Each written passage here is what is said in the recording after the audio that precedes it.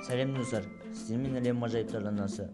Бүгінгі видеода мен бүкіл мұсылманға тән мейрам Рамазан айы жайлы айтатын боламын.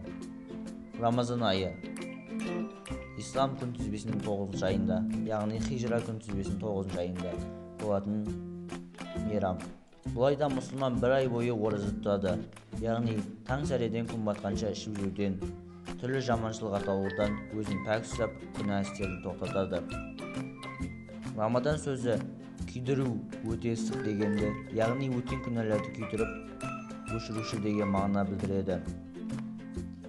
Ораза. Бұл айда орындалатын ең басты діни амал ауыз бекіту ораза болып саналады. Рамазандағы ауыз бекіту ислам дінінің 5 парызының бірі болып табылып, бүкіл әлем мұсылмандарымен жыл сайын орындалып отырады. Бұл парыздың маңыздылығы соншалық, кейде ауыз бекіту амалын Рамазан деп атауға дейін барады.